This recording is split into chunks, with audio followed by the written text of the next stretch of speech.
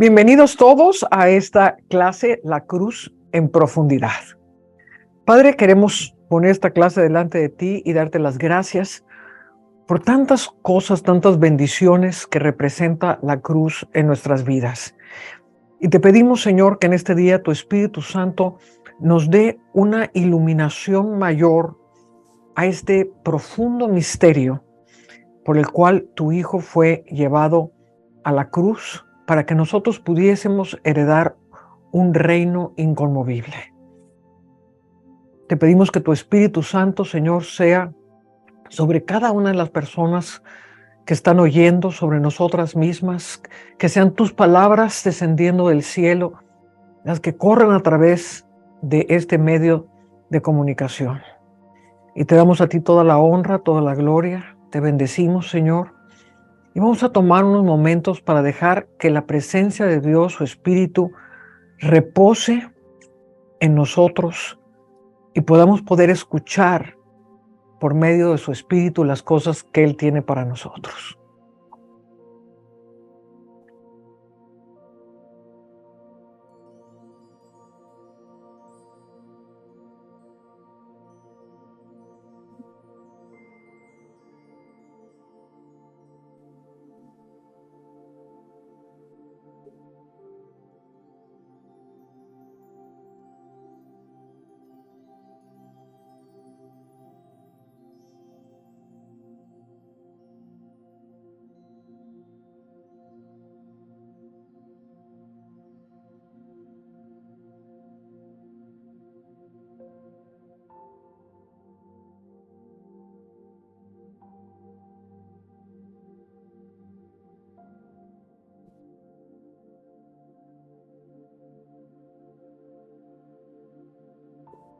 Bueno, pues empecemos nuestra clase. Para poder entender la cruz, necesitamos entender el sistema de este mundo y qué es lo que significó que Jesús fuera a la cruz. La palabra de Dios dice que fuimos creados antes de la fundación del mundo. ¿Y qué es realmente la fundación del mundo? No es la fundación de la tierra. En muchas partes en que Emerson nos ha enseñado, hemos visto que el mundo es la conciencia que existe en la mentalidad humana. Y esta conciencia que se va formando a través de nuestras culturas, a través de cómo crecimos, de las circunstancias que rodearon nuestra primera infancia, van forjando en nosotros una conciencia, y a partir de esa conciencia nosotros vamos a edificar una personalidad que es en la cual nos vamos a sentir a gusto, o que nos vamos a sentir despreciados, o que nos vamos a sentir menores, o que vamos a sentirnos superiores, o lo que sea que cada quien forme. Pero quiero que note que cada uno de nosotros tenemos la posibilidad, desde que nacemos, de empezar a formar esa persona, esa creación nuestra, que es cómo nosotros nos vemos a nosotros mismos. El conjunto de estas personas es lo que denominamos el mundo. Entonces es la conciencia de la mentalidad humana en todas las naciones que se opone radicalmente a Dios. Entonces estamos viendo cómo la mentalidad, esta persona creada por mí, se va a oponer a todo lo que es el pensamiento de Dios, y esto es lo que produjo en un principio la separación primera entre el hombre y Dios. El hombre decidió darle credibilidad a la serpiente, darle credibilidad a que él podía ser como un Dios, y esto hace que Dios y el hombre se separen. A partir de ese momento, la naturaleza del hombre es una naturaleza carnal, es una naturaleza creada por el hombre mismo, creada por su psique y creada por toda la influencia de un mundo de tinieblas. Entonces, cuando Dios envía a Jesucristo, y vimos la semana pasada cómo Jesús tuvo que crucificar su psique en el jardín de Getsemaní. Tuvo que crucificar toda la mentalidad que implica el ser un ser humano separado de Dios. Entonces, este es el gran conflicto que lleva a Jesucristo a la cruz. Entonces dice la palabra de Dios, vamos a abrir la escritura, en 1 Corintios capítulo 2. Y aquí está hablando Pablo en una manera muy singular. Dice, empezando el versículo 1. Así que, hermanos, cuando fui a vosotros para anunciaros el testimonio de Dios, no fui con excelencia de palabras de sabiduría, pues me propuse no saber entre vosotros cosa alguna, sino a Jesucristo y a este crucificado. Entonces aquí estamos viendo una diferencia entre la mentalidad que Pablo va a escoger. No quiero hablarles a ustedes con sabiduría humana.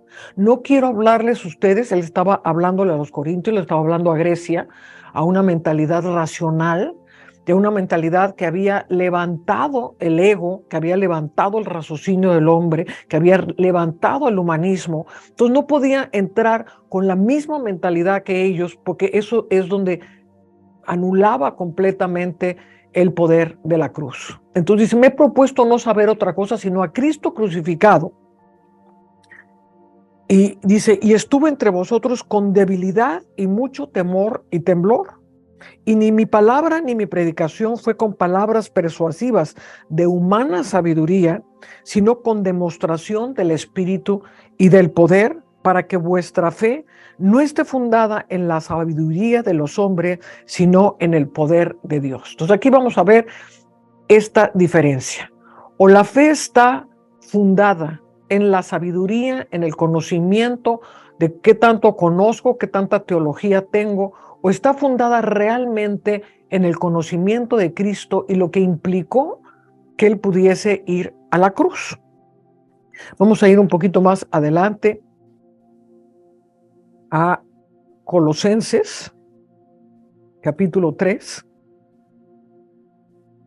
Dice el versículo 5, haced pues morir lo terrenal en vosotros.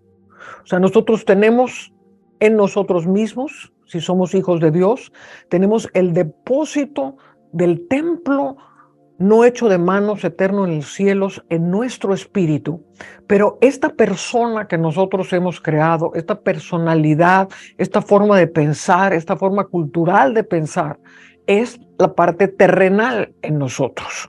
Entonces dice, haced pues morir lo terrenal en vosotros, fornicación, impureza, pasiones desordenadas, malos deseos y avaricia, que es idolatría. Cosas por las cuales la ira de Dios viene sobre los hijos de desobediencia, en las cuales vosotros también anduvisteis en otro tiempo cuando vivías en ella.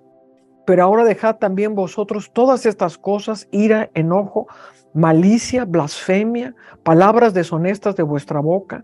No mintáis unos a otros, habiéndonos despojado del viejo hombre con sus hechos y revestido del nuevo, el cual conforme a la imagen del que lo creó, se va renovando hasta el conocimiento pleno.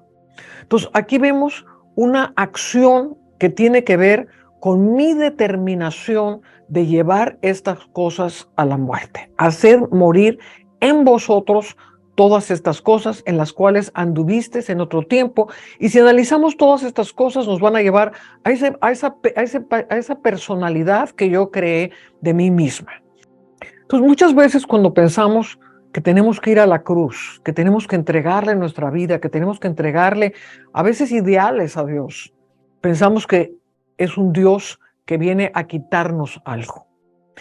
Y esto es una mentalidad que viene desde la Iglesia Católica, que viene desde todo un pensamiento que se fue arraigando en la idiosincrasia religiosa de nuestras naciones y que por ende la vamos absorbiendo subconscientemente y pensamos que Dios es un Dios que quita. Entonces, por eso mucha gente no le da a Dios. No, pues si le doy a Dios es porque Él me quiere quitar mi sueldo, me quiere quitar mi familia, me quiere quitar mi carrera, me quiere quitar mis ideales. Dios no es un Dios que viene a quitarnos, ni la cruz tiene que ver con algo que tiene que quitarnos Dios. Dios quiere darnos esa personalidad creada por Él, donde todas las cosas son posibles. Entonces, Dice, haced morir en vosotros todas estas cosas. Y aquí viene una responsabilidad que nosotros tenemos que tomar. Yo soy el que tengo que decidir cómo hacer morir ciertas cosas en mi vida. Entonces, ¿cuál es la mentalidad de Dios? Dice que todos los pensamientos de Dios son para nosotros el bien. Entonces, lo único que piensa Dios es cómo hacer de ti un ser maravilloso, cómo hacer de ti un ser lleno del poder de Dios. Y el entender la cruz nos va a hacer entender la resurrección. Y de la misma manera que para que se produzca la luz, la electricidad, necesitamos una parte negativa y una parte positiva, y la unión de lo positivo y de lo negativo es lo que hace la luz. En este caso, la cruz es lo que va a, valga la redundancia, a crucificar, a hacer morir todo lo terrenal en nosotros, y la resurrección es la parte positiva que va a hacer resucitar todo lo que Dios planeó de bien para nosotros. Dice que la semilla no puede dar fruto si no cae en tierra, dice el Señor Jesús. Entonces, cuando pensamos en hacer morir, la gran mayoría de la gente se queda en ese momento. Hacer morir es llevar las cosas a morir completamente, enterrarlas, pero tenemos que tener una mentalidad de resurrección. Todo lo que entierro, todo lo que llevo a muerte en mi vida es para que surja una planta, es para que surja un árbol, es para que surja la resurrección. Y fíjese cuán diferente es una semilla de un árbol. Entonces la semilla es algo pequeñito que estamos sepultando en comparación de un árbol, que es lo que Dios tiene preparado para nosotros. Entonces yo he querido que esta clase sea una clase que nos ayude a entender la parte práctica de cómo poder llevar las cosas a la cruz. Y para esto tengo que tener responsabilidad. Entonces dice, haced morir vosotros, desechad a esa vieja criatura, a ese viejo hombre, a esa persona que nosotros creamos, y la tengo que ver con abominación, la tengo que ver como esto no me sirve para nada, esto me está estorbando, esta persona que yo creé, este complejo que yo creé, este miedo que yo tengo no me sirve para absolutamente nada, la tengo que llevar a la cruz. Ahora, Jesús llevó todas nuestras debilidades a la cruz. Él padeció todas nuestras tentaciones, Él padeció todos nuestros dolores, y Jesús sabe morir en nosotros. Y esto es una de las llaves más poderosas para entender la cruz. Dejar que Jesús en ti te ayude a morir a esas partes que tú creaste de tu persona, que el mundo influenció sobre tu persona, y que el poder de Jesús crucificado dentro de nosotros, y aquí es donde está el gran poder de poder comer de su carne y beber de su sangre, porque al hacer esto es su mismo poder. Es Cristo en nosotros, sabiendo llevar la muerte, la que nos puede ayudar a llevar la muerte de todas las cosas en nosotros mismos. Y le voy a dar ahorita el lugar a mi hija Ana para continuar esta clase, y yo luego me sumo al final con otros pensamientos que van a ser sumamente poderosos para ustedes. Muchísimas gracias, mamá.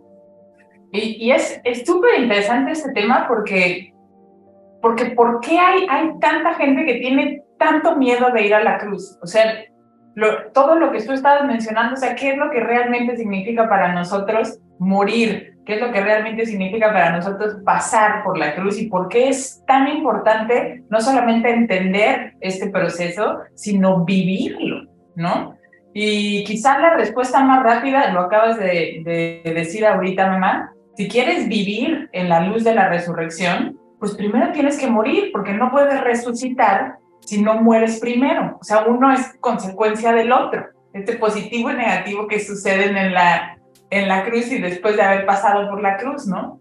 Y este concepto que a la vez es tan simple y tan profundo al mismo tiempo, como bien acabas de mencionar, ha sido tan manipulado, tan mal interpretado, tan mal percibido, que existen miles de personas alrededor del planeta que no entienden la maravillosa libertad de lo que es vivir este proceso. Y la palabra clave aquí es vivir el proceso. No entenderlo como un concepto, sino el llevarlo a tu vida misma, a que sea una realidad en tu vida.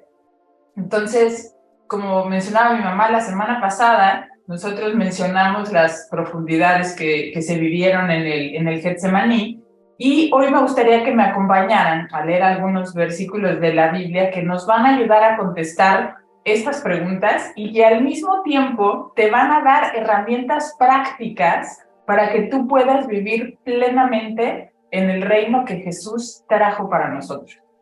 La primera que les voy a leer está en Romanos 14, del 17 al 18, y dice: porque el reino de Dios no es comida ni bebida, sino justicia, paz y gozo en el Espíritu Santo. Porque el que en esto sirve a Cristo agrada a Dios y es aprobado por los hombres. Así que sigamos lo que contribuye a la paz y a la mutua edificación. Entonces, primer principio, el reino de los cielos es justicia, paz y gozo en el Espíritu Santo. Entonces, esto es lo que es el reino de los cielos. Es justicia, es paz, es gozo. Vivir en el reino no es vivir en aflicción, vivir en tribulación, vivir angustiado o en sufrimiento, vivir en la culpa, vivir atormentado o vivir atorado en la cruz. Vivir en el reino no es andar por el mundo juzgando y condenando a todo el mundo que está a tu alrededor, dando bibliazos a derecha y a izquierda. Vivir en el reino es experimentar su justicia, su paz y su gozo. En este reino, Él es el rey y tú puedes disfrutar todos los beneficios que conlleva vivir en esta dimensión donde Jesús es nuestro rey. ¿Y qué es lo que quiero decir con esto? Que muchísimas personas, como dice mi mamá, tienen el concepto que al pasar por la cruz van a perder todas estas cosas o se van a convertir en un algo que no son ellos y que, como bien mencionaba, es toda esta estructura de pensamiento que se va formando desde que somos niños, según lo que nos haya tocado vivir, y esto va a ser nuestra concepción de lo que es pasar por la cruz, o lo que te hayan contado que es, ¿no? Entonces así se imaginan que va a ser su vida, ¿no? Yo de hecho me he encontrado con personas que me dicen, oye, me encanta lo que Jesús ha hecho contigo, pero híjole, si yo decido seguir a Jesús, voy a tener que dejar de ser yo porque yo me caigo muy bien y tengo mis sueños y tengo mis ilusiones y me da mucho miedo de dejar de ser yo. Y lo primero que me gustaría establecer y que tuvieras súper claro, esta es una herramienta clave, es que, como leemos en la carta a los Efesios, sabemos que Él nos escogió en Él desde antes de la fundación del mundo para que fuésemos santos y sin mancha delante de Él. Cuando nosotros salimos de su corazón, salimos únicos e irrepetibles. Saliste del corazón de papá con cualidades, con talentos, saliste con dones que la gran mayoría de las veces no somos ni capaces de imaginar que tenemos. Si Dios hubiera querido que nosotros fuéramos un molde de copy-paste, de copiar y pegar y que todos fuéramos iguales, así lo hubiera hecho.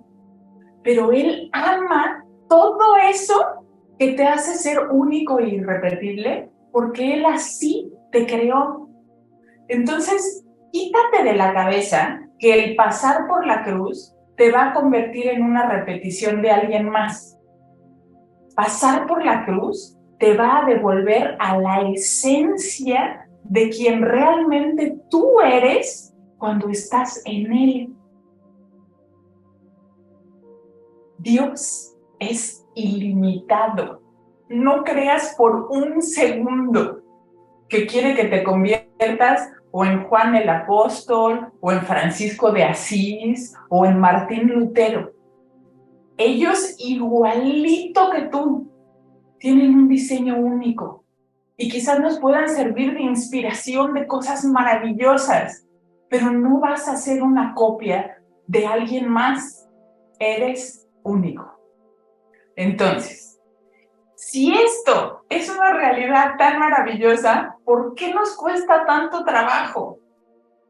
Y si nosotros nos vamos a la historia y leemos las escrituras, vamos a ver primero por qué Jesús fue entregado, o sea, por qué pasó por la cruz, por qué nosotros tenemos que pasar por la cruz. Y van a ver estas similitudes, que es otra herramienta que les va a ayudar muchísimo a poder vivir todo este proceso que al final los va a llevar a ese reino de justicia, paz y gozo.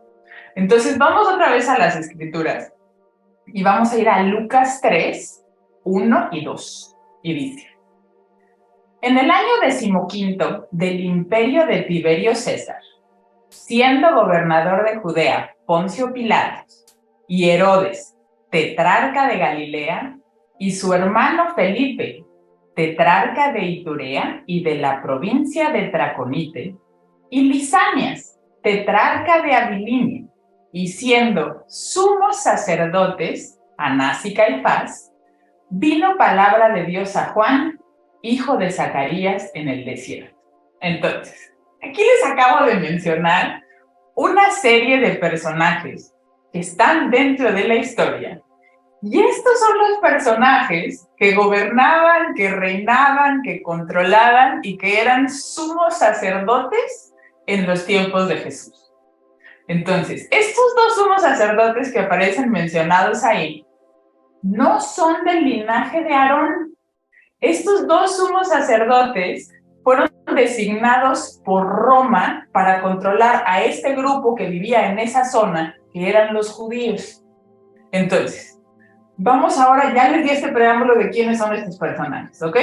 Ahora vamos a ir otra vez a las escrituras en Juan y vamos a ver dos momentos súper importantes que nos van a ayudar a entender esto mucho más profundamente. El primero está en Juan 18, del 33 al 38.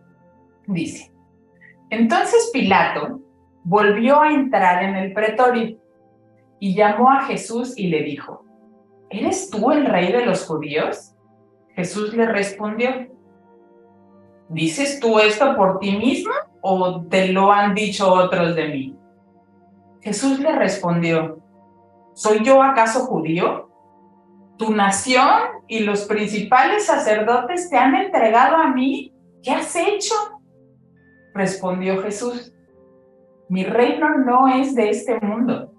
Si mi reino fuera de este mundo, mis servidores pelearían para que yo no fuera entregado a los judíos, pero mi reino no es de aquí.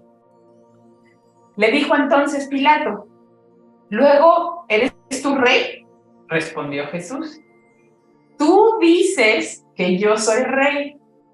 Yo para esto he nacido y para esto he venido al mundo, para dar testimonio de la verdad.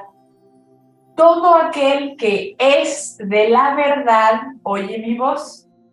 Y le dijo Pilato: ¿qué es la verdad? Y cuando hubo dicho esto, salió otra vez a los judíos y les dijo: no hay en él ningún delito. Bien. Preámbulo.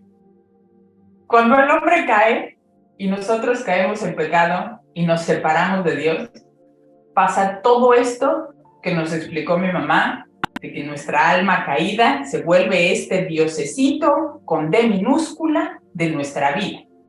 Y nosotros nos vamos a convertir en los reyesitos y sacerdotitos, reyesitos y señorcitos de nuestra vida, de nuestra burbuja, de nuestros pensamientos y de nuestras decisiones. Y en la medida que vamos a ir creciendo, como ya mencionamos varias veces, según nuestras circunstancias, según el mundo en el cual hayamos crecido, se va formando esta morada espiritual que es mi mundo, que es completamente ajeno a la presencia de Dios y donde nosotros vamos a ir construyendo todas las barreras, todas las murallas, todos los castillos de este pequeño reino que está completamente separado de nuestro Padre. Entonces, dentro de este mundo, nuestra alma, que es la que gobierna y señorea, como bien sabemos, nos va a llevar a los más terribles infiernos de soledad, de temor, de ego, de orgullo, de drama, de victimización. Todos hemos pasado por ahí, sabemos perfecto de lo que les estoy hablando. Y es un reino en donde lo que menos hay es justicia, paz y gozo. Eso no lo vamos a encontrar en nuestro pequeño y limitado mundito que nosotros nos creamos. Entonces, ¿qué pasa? Viene Jesús, el Verbo se hace hombre, toma en él mismo todos los pecados y todas las limitaciones y te dice, ven, sígueme, deja tu mundito ilimitado. En ese momento tu alma, igual que hicieron estos sacerdotes con Jesús, dice, espérate. Oye, Roma, aquí hay uno que dice que es rey. No podemos permitir esto. Y tu alma se empieza a revelar. Todo tu yo, todo lo que tu personalidad limitada ha ido creando, se tiene que rendir y tiene que doblar la rodilla ante el rey que es rey ante todo rey. Pero ese mundo ilimitado, ese mundo lleno de temor, lleno de barreras, lleno de murallas donde tu alma reina, es tu lugar habitual. Y ahí te sientes cómodo. ¿Has oído el dicho que dice que más vale malo conocido que bueno por conocer? Así viven millones de personas, ahogadas en su mundito ilimitado, lleno de tinieblas, por el temor de dar ese salto a lo desconocido para ellos y rendirse ante la cruz de Jesús. Entonces, si continuamos en estas escrituras que acabamos de leer, en este diálogo que leímos entre Pilato y Jesús, Jesús le dice a Pilatos, tú dices que yo soy rey, yo para esto he nacido y para esto he venido al mundo, para dar testimonio de la verdad. Todo aquel que es de la verdad oye mi voz. ¿Por qué Pilatos no oía su voz? La respuesta de Pilatos es la verdad. Pilatos no era de la verdad. Tenía al Verbo mismo parado enfrente y no era capaz de ver la verdad. Si leemos en Juan 3, 19 y 20, dice, y esta es la condenación, que la luz vino al mundo y los hombres amaron más las tinieblas que la luz, porque sus obras eran malas. Porque todo aquel que hace lo malo aborrece a la luz y no viene a la luz para que sus obras no sean reprendidas. Porque amamos más las tinieblas que a la luz. Porque en ese pequeño mundito limitado y muy bien conocido por nuestras almas, en donde esa almita diminuta es reina, sabemos claramente que estamos cubiertos por las tinieblas. Y muchas veces preferimos no pasar por la cruz para no tener que dejar eso que nosotros pensamos que nos da una satisfacción y que si en realidad le ponemos profundidad, nos vamos a dar cuenta que todo eso que según nosotros nos da una satisfacción, en realidad nos da una esclavitud terrible y vivimos en una esclavitud terrible a consecuencia de lo que nosotros pensamos que necesitamos. Piénsalo. Esa necesidad de controlar absolutamente todo a tu alrededor te hace esclavo, te llena de angustia, te llena de carencias y nada de lo que tú puedas buscar en esta dimensión va a lograr saciar esa sed que solo se va a saciar con el agua de vida que es Jesús. Entonces, el primer paso, el primerito para pasar por la cruz es el arrepentimiento.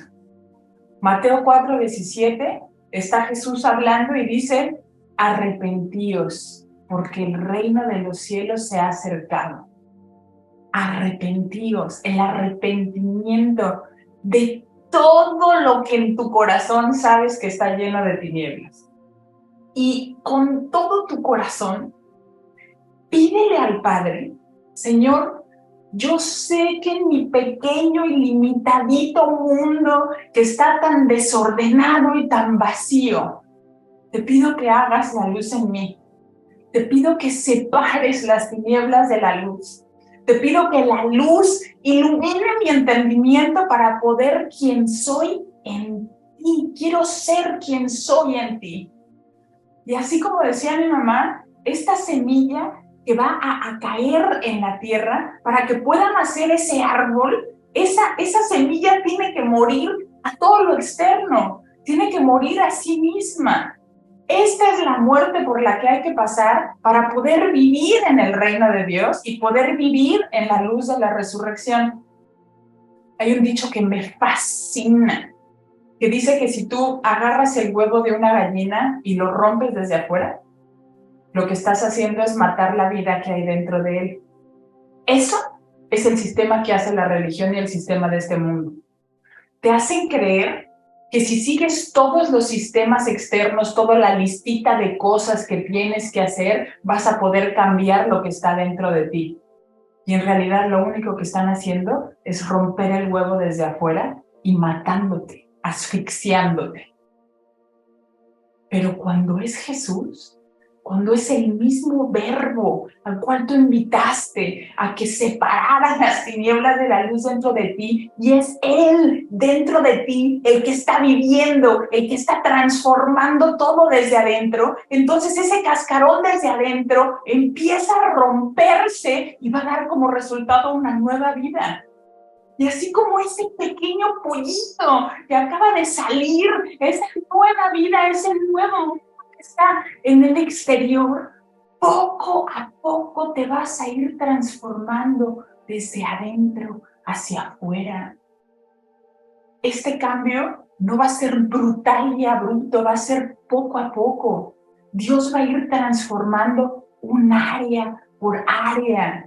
El Padre conoce perfecto tu corazón y en la medida que tú vivas este maravilloso proceso, te vas a dar cuenta cómo de repente va a haber un área que tú tenías completamente olvidada, que tú tenías allá en el fondo y que de repente, ¡ay! Yo seguía siendo rey de esta zona.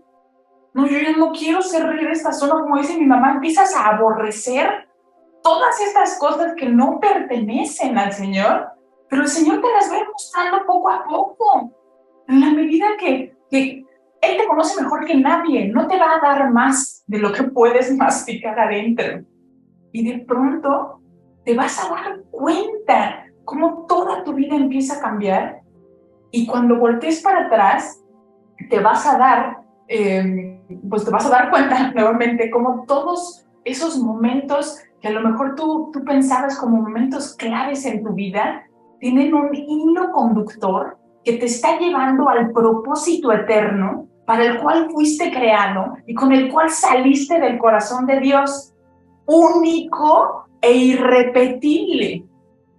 Entonces, cuando nosotros llegamos al punto en el cual decimos, Señor, yo te entrego mi voluntad para que se haga en mí según tu propósito, empiezas a darte cuenta lo que esto realmente significa. Empiezas a darte cuenta cuando estás en esos momentos de gozo y de adoración, cuando están tú y Él en ese amor eterno, en esos momentos que son únicos, como todos esos deseos carnales que a lo mejor pudiste haber tenido, pierden absolutamente toda relevancia. Y al mismo tiempo es tan inmenso el amor del Padre gozándose contigo, que Él se goza dándote todos los anhelos de tu corazón. Entonces, toma todas estas herramientas y no tengas miedo de ir a la cruz, porque lo que te vas a encontrar es vida. Y lo que te vas a encontrar es un reino donde goza, donde reina la justicia, la paz y el gozo del Señor. Amén. Amén. Estabas mencionando cómo en ese deseo tan vehemente con que la gente ora, Señor, ilumíname. para ver esas áreas en las que estoy mal. Inmediatamente tenemos el concepto de que sin hacer absolutamente nada, en las mismas circunstancias, con la misma mentalidad que tenemos, va a venir un rayo de luz que nos va a abrir el entendimiento y entonces vamos a poder hacer morir eso que está en nosotros. Pero ¿cómo realmente opera Dios? Empezamos a orar. Ilumíname, transfórmame, quítame este viejo hombre, Señor. Inmediatamente después te vas a encontrar en una circunstancia. Y entonces en esa circunstancia la está poniendo Dios para que sea que te veas en un espejo, ¿cómo estoy reaccionando? Vamos a un ejemplo. Señor, ilumíname porque yo tengo pues qué sé yo, este mal carácter, o por favor, dame el poder ser este ser maravilloso que tú creaste por mí. Inmediatamente después tienes un pleito con el marido, o con el hijo, o con el vecino. Y entonces te llenas de ira y dices, no, no se va a salir con la suya. ¿Pero por qué me está haciendo esta injusticia? Señor, tú eres Dios justo, que me estás haciendo, ¿por qué permites que esta injusticia venga a mí? No es que Dios esté permitiendo que una injusticia venga a ti. Te está iluminando para que veas cómo reaccionas tú ante una circunstancia que tú no pudiste controlar. Entonces, si yo hago un alto en medio de todas las circunstancias y digo, bueno, ¿qué es lo que tú me quieres enseñar de esto? En vez de inmediatamente buscar culpables, porque lo que hace la gente es, no, yo soy inocente, yo soy santo, yo soy puro, él es el que tuvo la culpa. Complejo de Adán. No, yo, Señor, no como. La mujer que tú me diste. No, Señor, pues este es el injusto. Todo esto me está pasando porque todos son injustos. Yo aquí, todo devoto en la iglesia, y todos los demás son injustos. Entonces, ante toda circunstancia que se presenta en mi vida, es la respuesta a una oración que tú hiciste para perfeccionamiento. Por eso es muy importante entender cómo oramos y estar dispuestos a tomar la responsabilidad de lo que oramos. Entonces Dios te pone el espejo. Mira cómo estás reaccionando. Entonces, si yo me paro y en vez de echarle la culpa a todo el mundo, digo, a ver, Señor, ¿qué es lo que tú me quieres mostrar aquí?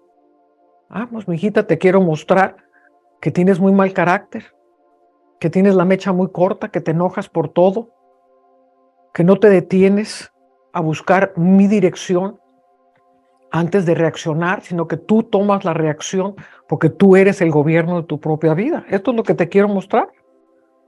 Señor, perdóname, te pido perdón. Y en ese momento vas y le pides perdón a tu marido que hizo la injusticia. Mi amor, pues no sé por qué me dijiste esto, pero de todas maneras seguramente yo hice algo que te molestó y te pido perdón. ¿Estás actuando? Quiero que veas cómo es la circunstancia. Él fue injusto. Tú no hiciste a lo mejor nada, pero él fue injusto. Dios te quería mostrar tu reacción. Reaccionaste a la reacción positivamente, buscando, Dios, ¿qué me quieres decir? Y volteaste la circunstancia yendo a la cruz. ¿Cómo se fue a la cruz? Jesús, sin haber tenido pecado, fue crucificado como oveja, llevado al matadero, fue llevado a la cruz. Entonces yo tomo la posición de oveja en el matadero y digo, pues Señor, aquí está la injusticia, pero yo me voy a doblar como si yo fuera la culpable, que es exactamente lo que hizo Jesús. En el momento que yo hago esto, ¿qué está pasando? Ya cambié todo el mundo espiritual. Y en ese momento, el marido que te había hecho la injusticia, pues reacciona, a lo mejor al principio reacciona como diciendo, bueno, finalmente me dio la razón, pero al final, Dios va a transformar esa injusticia en justicia, porque el reino de Dios es justicia, y Él inevitablemente, cuando tomo el lugar del cordero en el matadero, inevitablemente la justicia se va a manifestar en mi vida. ¿Me estás entendiendo? Entonces, hay circunstancias que se presentan en nuestras vidas por la razón de que Dios nos quiere llevar a una madurez, por la razón de que Dios nos quiere llevar a morir ciertas áreas que a lo mejor son completamente invisibles de nuestro carácter, de nuestra personalidad, de esa persona que nosotros creamos y que necesitamos una circunstancia que nos permita verla. Entonces, hay circunstancias que vienen a nosotros para que podamos entrar en un nivel mayor de entendimiento y poder ver esas áreas que nos son invisibles. Entonces, vamos a suponer que vamos creciendo en Cristo y llegamos a un cierto nivel donde ya nos sentimos, no, pues aquí ya domino todo, ya a lo mejor tienes una iglesia, a lo mejor tienes un grupo familiar, a lo mejor estás en un ministerio profético, lo que sea que estés. Y te empiezas a sentir muy a gusto. No, pues ya sé cómo hacer las cosas, ya esto lo hago 1, 2, 3, 4, todo me está saliendo bien y de repente Dios pone una circunstancia, ¡pa!, que te viene a sacudir todo el mundo en el que estabas. ¿Por qué viene esa circunstancia? Porque en ese conformismo, en que ya sabes cómo hacer todas las cosas, inconscientemente empiezas a dejar de depender de Dios, que es lo que le pasa a muchas iglesias. Ya saben cómo predicar, ya saben cómo funciona, ya saben todo el organigrama eclesiástico y poco a poco el activismo le va quitando el lugar a Dios. Entonces Dios necesita traer un sacudimiento para que esa persona, ese ministro, vuelva a poner sus ojos en Dios. Entonces no es que Dios sea una persona injusta y que digas, ay Señor, ¿por qué me está pasando esta cosa tan terrible? Porque a lo mejor dejaste de poner tus ojos en Dios y te empezaste a conformar en lo que ya sabías acerca de Dios. Es muy fácil hacer un sistema de lo que ya conocemos de Dios. Selah. Entonces, en la medida que yo voy creciendo en luz, a mayor nivel de cruz, mayor nivel de luz. ¿A dónde te quiere llevar el Señor? A niveles de luz extraordinarios. Y para eso va a tener que sacudir muchas cosas en tu vida. Hay cosas que de repente se presentan delante de nosotros porque va a venir algo por delante que yo no conozco y Dios me quiere salvar de antemano. Entonces es como un piloto que de repente entró en una tormenta, en una nube tremenda y tiene que depender de la voz de la torre de control. Entonces él va por instrumentos, él ya no puede ver nada, ya no se ve la pista de aterrizaje y entonces la torre de control está viendo todo desde arriba, está todo viéndolo por computadora, está viéndolo todo, entonces está viendo el avión que viene por acá, el avión que viene por acá, los tiempos lo tiene todo calculado y lo va dirigiendo por instrumentos. Vete por acá, baja la velocidad, dale una vuelta a la ciudad, baja tantos metros hacia abajo, estate listo, ok, entra a la pista, mete más a la derecha, a la izquierda, ahí derecho y aterriza por instrumentos. Entonces de esa manera también Dios está viendo muy adelante las cosas que te van a pasar. Y entonces hay veces que Dios nos permite hacer actos de justicia que nos van a llevar a la cruz. Amén. Por la obediencia, dice la palabra en Hebreos 5:8, que Jesús por lo que padeció, aprendió la obediencia. Entonces, que quiero leerles esto porque es muy interesante. Dice,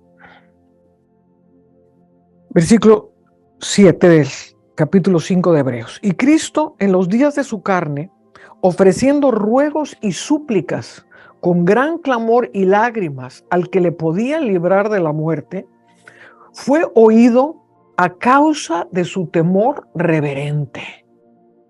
O sea, ¿cómo el Padre está viendo la realidad? La oración que verdaderamente no es una plañidera, alguien que está llorando nomás así por desesperación, sino que realmente está viendo el corazón de su hijo. Y dice, fue oído a causa de su temor reverente. ¿Quieres ser oído por Dios? Deja que Dios vea tu temor reverente en todas las cosas de tu vida. Y aunque era hijo, por lo que padeció, aprendió la obediencia. Y habiendo sido perfeccionado, vino a ser autor de eterna salvación para todos los que lo obedecen. Y fue declarado por Dios sumo sacerdote según el orden de Melquisedec. Entonces dice, fue autor de eterna salvación para todos los que lo obedecen. En el padecimiento hay un grado de obediencia al Padre. ¿Y qué es lo que le cuesta más a esta naturaleza humana? El sujetarse. La palabra sujeción inmediatamente viene y se revuelca en una área de nuestra vida que todos tenemos, que es rebeldía. Somos rebeldes porque queremos ser, como decía Ana, queremos ser el rey. Yo quiero ser el rey de mi vida, yo quiero ser el rey de mis circunstancias, yo quiero ser el rey de mi dinero, yo quiero ser el rey de mi salud. Y entonces cuando viene una palabra de Dios que te sacude, la rebeldía inmediatamente surge para contraponerse a lo que Dios quiere. Entonces dice que por lo que padeció, aprendió la obediencia. Hay veces que Dios nos va a pedir un sacrificio, que Dios nos va a pedir el hacer algo que nos cuesta, porque está viendo como ese controlador en la torre de control, está viendo más adelante lo que va a pasar. Yo recuerdo una circunstancia muy poderosa que nos pasó. Íbamos con el apóstol Orihuela al salar de Uyuni, que es un salar de sal en Bolivia, en el altiplano. Y en el camino era un desierto tremendo y había una mendiga. Y esta mendiga estaba verdaderamente con el rictus de la muerte sobre ella. Ahora, Bolivia es un lugar de mendigos, o sea, hay mendigos por todas partes. Entonces, uno no se para con todos los mendigos porque no llegarías a ningún lugar. Sin embargo, el Señor nos dijo, ayuden a esta mujer. Íbamos con prisa, podíamos haber dicho, Señor, pues es una mendiga más. Íbamos con prisa, porque ya se nos estaba cayendo la noche, y yo le dije a Fernando, para el carro, porque es importantísimo ayudar a esta mujer. Bueno, total, le dimos de comer, le dimos una ofrenda, oramos por ella. Bueno, todo lo que pudimos de nuestras fuerzas hacer, lo hicimos por ella para que tuviera un sustento. Nos seguimos adelante. 24 horas después, estábamos perdidos en el salar de Uyuni, se había descompuesto el carro, no había posibilidad de salvación, la temperatura iba a bajar a 20 grados bajo cero y teníamos que caminar más de 100 kilómetros para llegar a cualquier lugar donde pudiéramos ser ayudados. O sea, estábamos al borde de la muerte, igual que estaba esa mujer. Empezamos a clamar a Dios, Señor, ayúdanos, envía ángeles.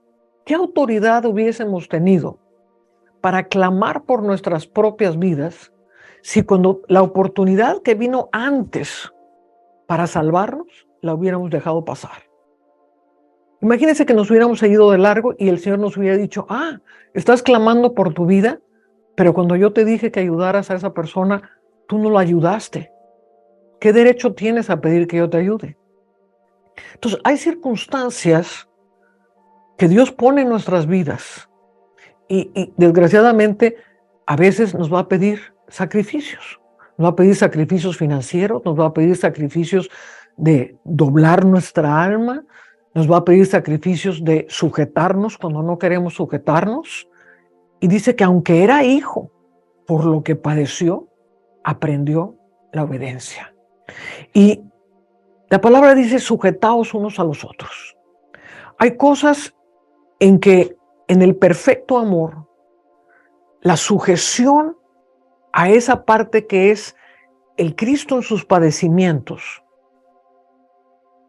va a romper toda una estructura de rebeldía dentro de nosotros, de temores dentro de nosotros. Y yo, por ejemplo, lo veo tantas veces en la cuestión del dar. Ahí es donde la mayoría de la gente es infinitamente desobediente. Dar nos quiebra porque ofrendar, a lo mejor si Dios te pide una gran ofrenda, dices, pues Señor, eso iba a ser para mis vacaciones, Señor, pues eso iba a ser para pagar la escuela de mi hijo, no Señor, esto iba a ser para pagar pues, una cirugía que yo me quería hacer. Y esas finanzas a lo mejor representan sueños y cosas, pero también representan ataduras. Y en las circunstancias donde Dios nos pide sacrificios, ya sea de obediencia, ya sea de doblegarnos, ya sea de dar algo, ya sea de negarnos algo, es donde se abren dos caminos, donde yo soy rey o Él es rey. Y la cruz necesariamente te tiene que llevar a que Él sea rey. Hay gentes cuyas finanzas son el mayor estorbo de su vida. Y Dios a veces te va a decir, pues necesito que me des todo lo que tienes. ¿No se lo dijo eso al joven rico? A veces Dios te dice, no, estás dependiendo demasiado de tu sueldo. Dame tu sueldo, porque quiero que dependas de mí. A lo mejor Dios te está diciendo, no, pues tienes demasiado arraigado el estar al último grito de la moda. Quiero que no te vuelvas a comprar un vestido en un año.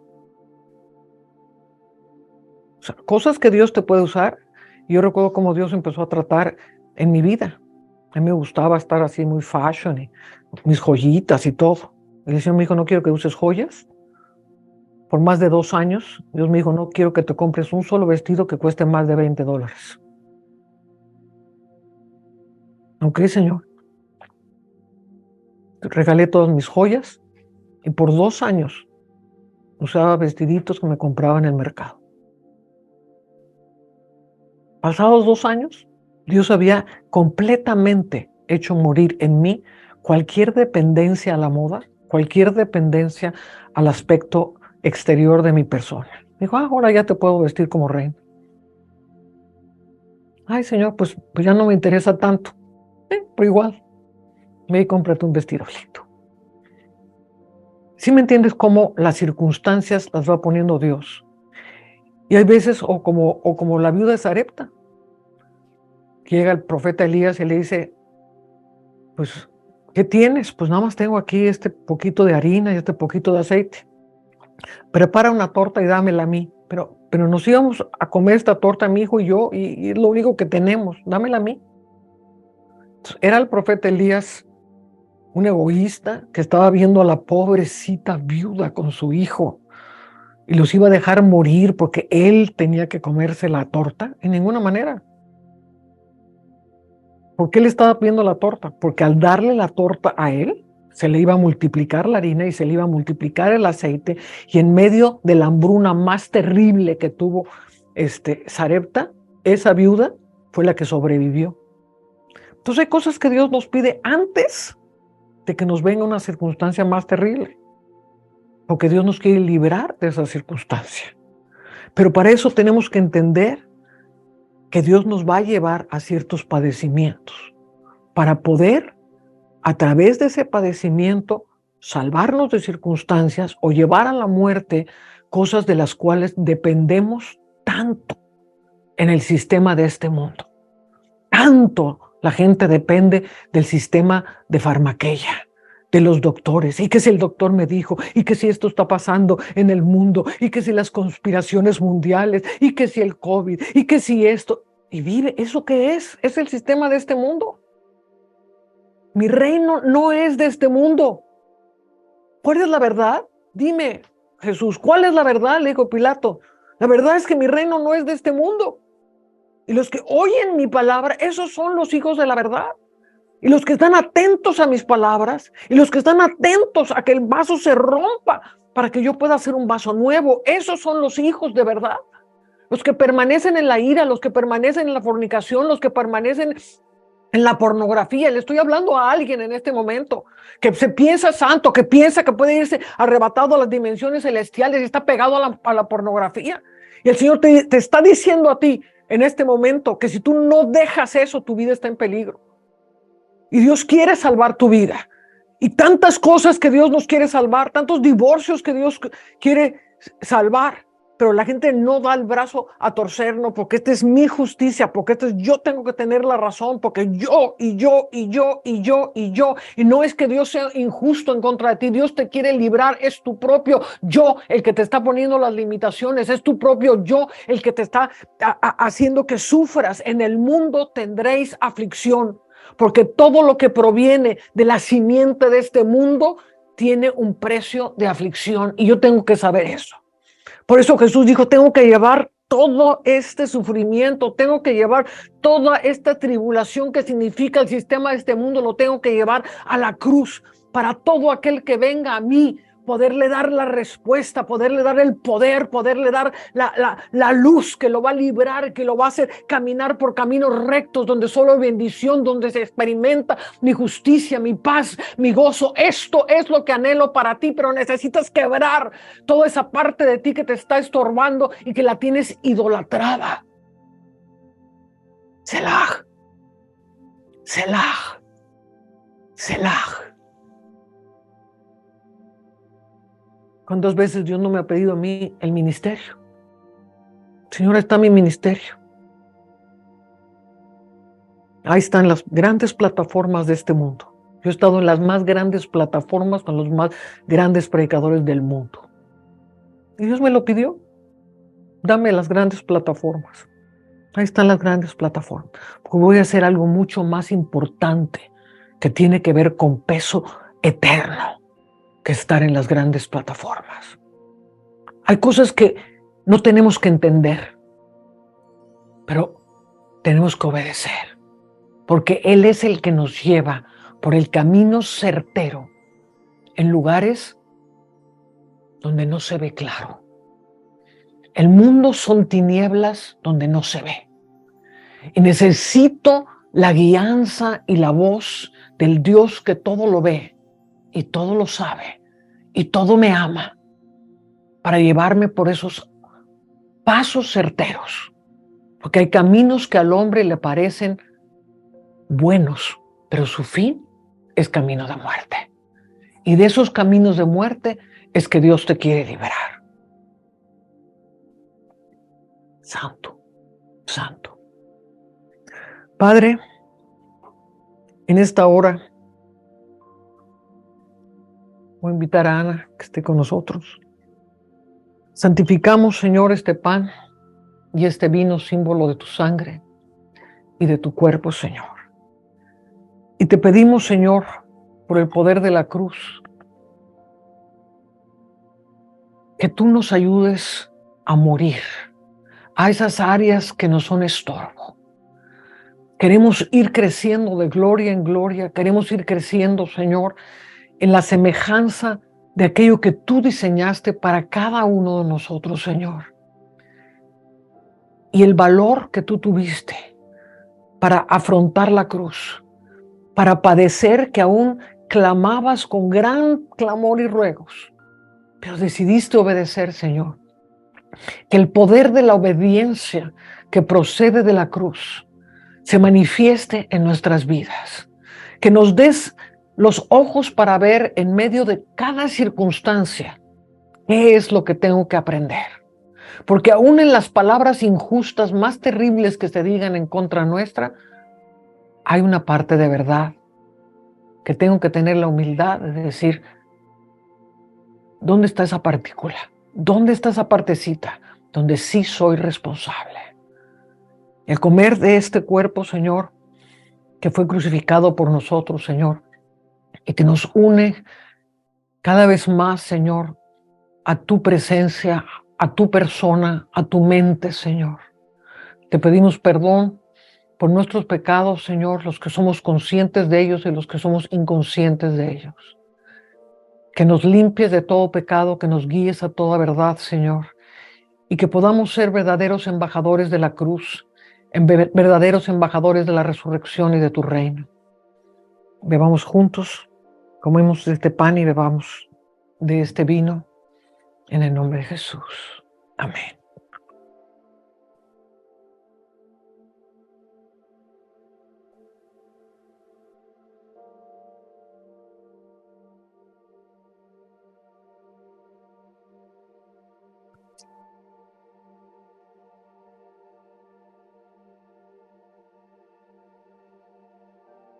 Gracias, Padre. Gracias, Padre.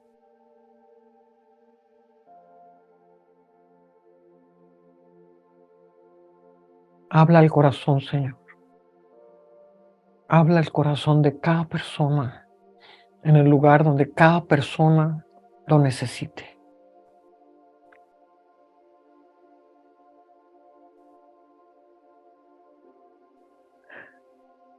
Amén. Bueno, muchos de ustedes se registraron para poder escuchar esta clase y Ana y su esposo Luis hicieron todo el libro de trabajo de Comer de mi carne y beber de mi sangre y queremos enviárselos a cada uno de ustedes que se registraron. Por eso es importante que se registren, porque si queremos mandarles algo a ustedes, no lo podemos hacer si simplemente nos ven, pero no tenemos sus emails o no sabemos quiénes nos están viendo. Entonces, si usted quiere recibir gratuitamente este trabajo de Ana y de Luis, que lo hicieron con tanto amor para todos ustedes, por favor, regístrese en Eventbrite a través de nuestra página web para que nosotros podamos mandarle este regalo tan precioso que han preparado ellos. Y yo también quiero pedirles a todos ustedes que honren este trabajo, que usted pone delante de Dios este trabajo que se ha hecho, el trabajo que hacemos por ustedes, y quiere honrar a Dios y quiere honrar a estos siervos que tan lindos han trabajado para ustedes. Entonces pueden ofrendar de su corazón y será grandemente bendecido de parte de Dios. Amén. Bueno, también queremos anunciarles que en la primera semana de enero, el 4 de enero, miércoles 4 de enero, empezamos otra vez con la tercera temporada de Encuentros del Séptimo Tipo. ¿Y qué son Encuentros del Séptimo Tipo? Es llevarlos a las dimensiones, a las profundidades en el reposo de Dios. El séptimo tipo lo pusimos por causa del séptimo día, que es el símbolo del reino de Dios, y cómo queremos llevarlos a estas dimensiones espirituales. En estos encuentros es un diálogo profético entre 4 profetas que estamos discerniendo temas sumamente profundos y que le van a ser de gran bendición. Entonces también los esperamos los miércoles a partir de enero 4. Bueno, pues que el Señor les bendiga. Ana, Dios te bendiga profundamente.